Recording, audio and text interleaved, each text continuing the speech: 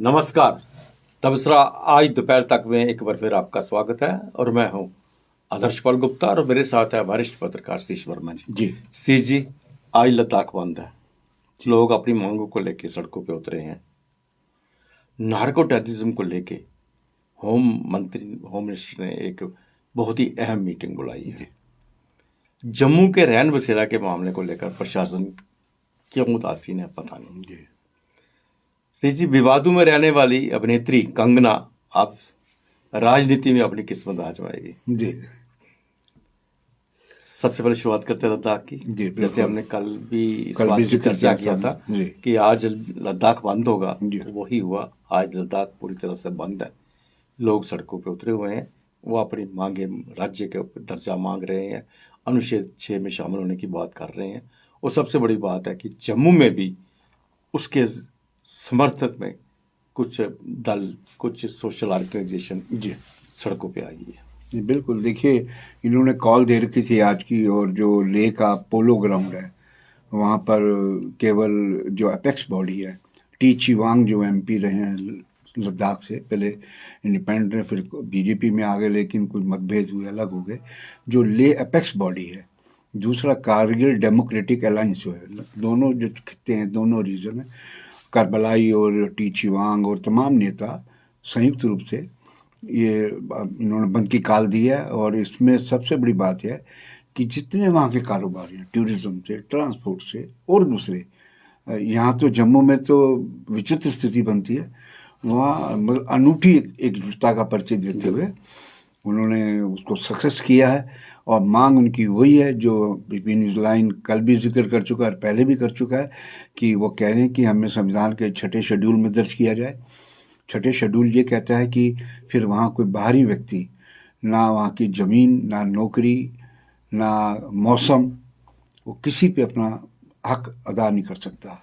तो कहने का मतलब ये है कि, लेकिन इसमें दिलचस्प पहले सबसे बड़ा यही है जो हमने कल भी जिक्र किया कि लेह और कारगिल ये नॉर्थ और साउथ पोल की तरह थे, लेकिन एक विषय ऐसा है जिस पर दोनों में गोलबंदी हो गई है।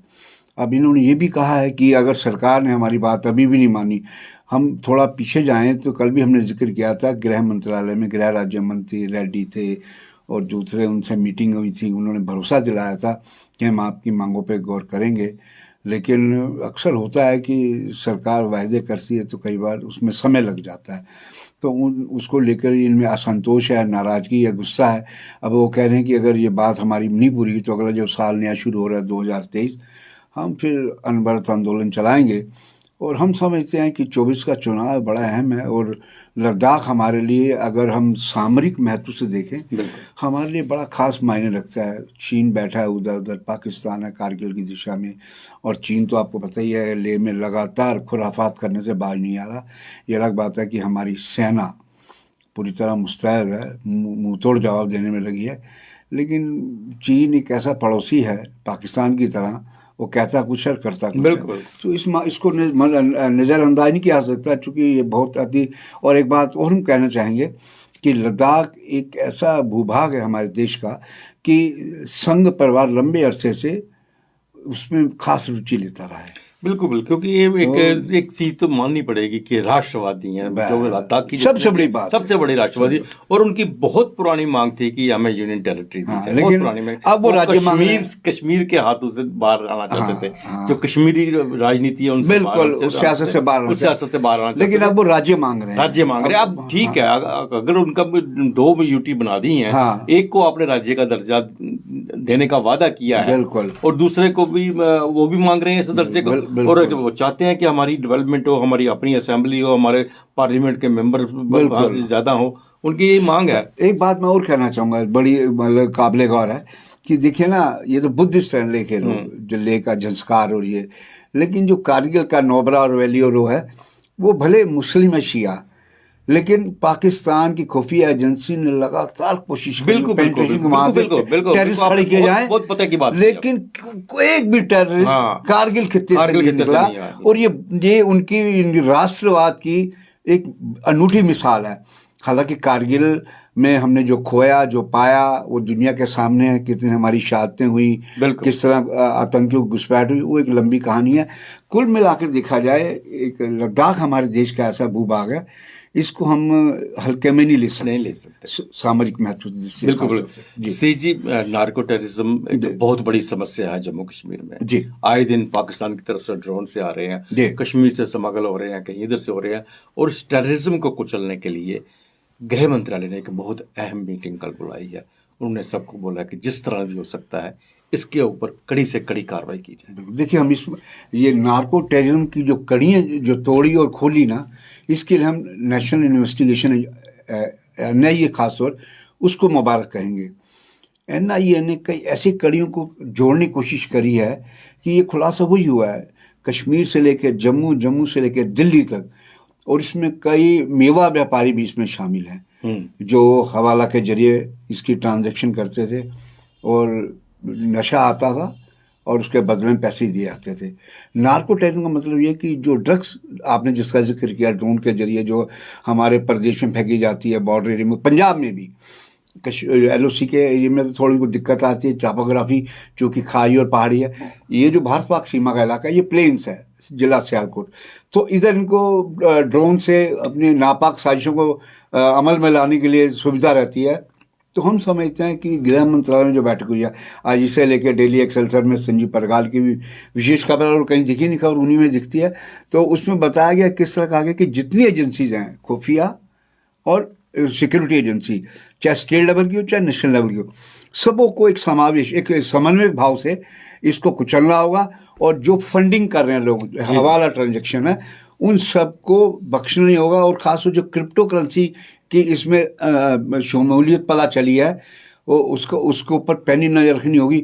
हम समझते हैं कि ये तो बात सबको मालूम है कि जब से दफ़ा 370 टूटी है, उसके बाद घाटी में कम से कम ना पत्थरबाजी है, ना कश्मीर बंद के कैलेंडर खुलते हैं, और टारगेट किलिंग जरूर है, चूँकि उसका तोड़ समुचित अभी निकल नहीं पाया।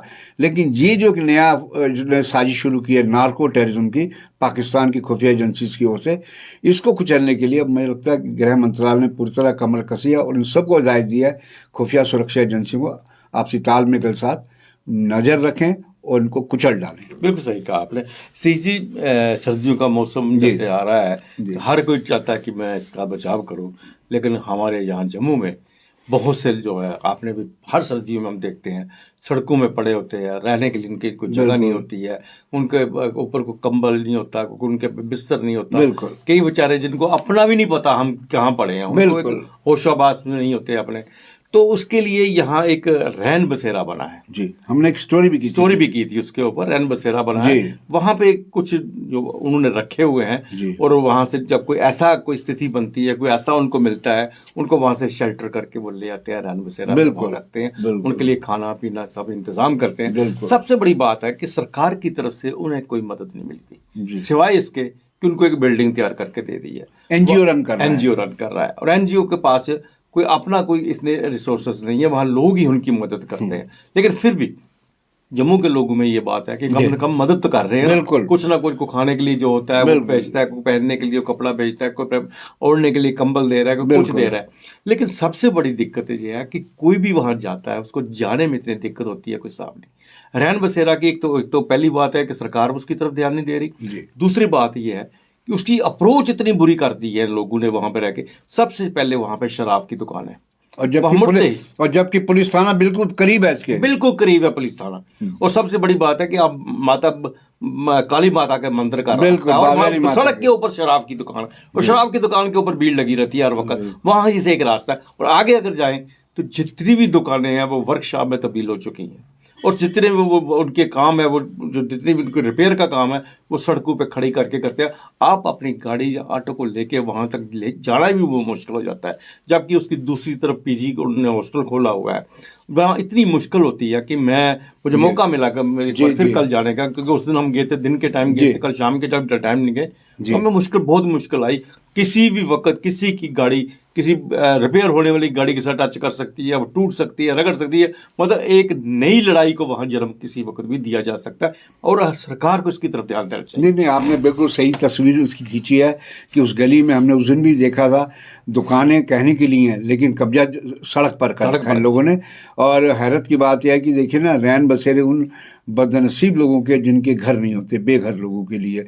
और हालांकि सरकार की ओर से बात की, उन्होंने अच्छी है बिल्डिंग दे रखी है, इसका मतलब सरकार की नीयत है। लेकिन जो नीचे अमला है वो कितनी दिलचस्पी ले रहा है, उदासीनता दिखाई देती है। और जिस तरह शराब ठेके की बात करी, उसके बिल्कुल चंद कदमों की दूरी पर तो पुलिस थाना है। और उसी गली में जब अंदर जाओ, जिस तरह कब्जे करके, हम समझते हैं कि जो नए मेयर आए हैं राजेंद्र शर्मा, ये उनकी अग्नि परीक्षा होगी हम समझते हैं, क्योंकि म्यूनसिपैलिटी ही के पास ये इख्तियार है कि इस प्रकार के अवैध निर्माणों को या जिन्होंने सड़कें घेर रखी हैं उनका सफाया करें। तो हम कहेंगे पीपी न्यूज़लैंड की तरफ राजेंद्र शर्मा जो नए मेयर बने हैं कि वो एक बार खुद नज़रसानी करे, जाएं वहाँ रैन बसेर तक, और बिना घोषणा किए, घोषणा करके जाएंगे तो पहले दाएं बाएं कर दिए जाएंगे, सफाई हो जाएगी। वहाँ जाके देखें किस तो तरह हॉस्पिटल की सफाई होती है, तो रोड है। हाँ, हॉस्पिटल गुजरात में तो प्राइम मिनिस्टर वहाँ आते हैं, इसलिए होता है। तो हम समझते हैं कि जो अप्रोच सड़क है कम से कम वो तो साफ़ होनी चाहिए। और दूसरा ये है कि डिप्टी कमिश्नर जम्मू के, हालांकि अवनी लवासा एक बड़े संवेदनशील महिला अधिकारी हैं, IAS अधिकारी हैं, उनको चाहिए कि देखिए इसमें कि वो अपने तरीके से इस प्रशासनिक स्तर पर कितनी मदद कर सकते हैं उनको, ताकि जो बेघर लोग हैं, कोई यूपी से है, कोई बिहार से, कोई किसी राज्य से है, किस मुसीबत का हमारा आदमी है, तो हम समझते हैं उनका ऐसे लोगों की सेवा करना वास्तव में वही है मानवता की सेवा। और मैंने कल वहाँ विजिटर बुक में देखा कि एक दिन पहले ही जी बहु फोर्ट के जो कारपोरेटर है ये मिस्टर वासन जी, वो भी वहाँ गए हुए थे, और मुझे लगता है कि उन्होंने भी देखा होगा जी, हमने ये जो बात कही है वो तस्दीक करेंगे, हमारे चैनल को वो देखते हैं, उनको पता है सब चीजें जी। उन्होंने कल खुला अपनी आंखों से भी देखा होगा, और मुझे लगता है कि मैं उनसे भी कहूंगा, क्योंकि वो इस एरिया के कारपोरेटर हैं, इस बात की तरफ खास ध्यान दें। बिल्कुल। सीजी, कंगना जो फिल्म स्टार है हमेशा विवादों में रही है। जब भी कोई बात होती, चाहे उसके मकान को लेके हो, किसान आंदोलन को लेके हो, वो सी चीज़ों में अब वो राजनीति में आना चाहती है, और भारतीय जनता पार्टी से हिमाचल में मंडी से अपनी मेंबर पार्लियामेंट की टिकट की मांग कर रही है। नहीं, आप बिल्कुल ठीक कह रहे हैं। इस प्रकार की लगातार खबरें आ रही हैं कि वो मंडी में दिखाई भी दी हैं और JP नड्डा के करीब बैठी भी दिखाई दी हैं। तो वो इन्होंने कहीं इच्छा व्यक्त की है कि मंडी, और आपको बताने के पहले दिन जब उपचुनाव हुए थे हिमाचल में, मंडी लोकसभा सीट BJP ने बुरी तरह हारी थी, 3 और विधानसभा हारी थी। और कंगना रनौत के बारे में तो क्या कहना, ये तो कहती हैं कि 2014 में मुल्क आज़ाद हुआ। अब इनका ज्ञान तो बड़ा अपार ज्ञान है। और किसान आंदोलन में जो सिख किसान बैठे थे, उनको न जाने किन किन शब्दों से उनका माल्यार्पण किया था। और ये सिख समुदाय, ये खबर चूँकि लगातार फैल रही है, सिख समुदाय के कई लोगों का हमसे कहना है कि ये एक मायने में अगर इसको BJP टिकट देती है, वो सिखों के लिए एक नए जख्म पैदा करेगी। ये सिख समुदाय का कहना है, चूँकि इन्होंने सिखों पे बड़ी अभद्र टिप्पणियाँ की, विवादित की हैं, तो और चूँकि फाइटर किस्म की महिला है तो इसलिए। लेकिन ये है कि देखिए, इस प्रकार की खबरें यही होती हैं, कई बार बनती हैं जिसको कहा जाए मसालादार खबरें। चूँकि बॉलीवुड में ये हाथ पाँव उनके बहुत ज़्यादा चल नहीं पाए किस्मत, अब वो सोचते हैं सियासत के मैदान में, चूँकि भाजपा कई बड़े नेताओं का आशीर्वाद इन्हें प्राप्त है, और कोई पता नहीं कि इनको टिकट मिल जाए और जीत भी जाए। ये था तबसरा दोपहर तक का। बाकी खबरों के लिए आप देखते रहे PP न्यूज़ लाइव। नमस्कार।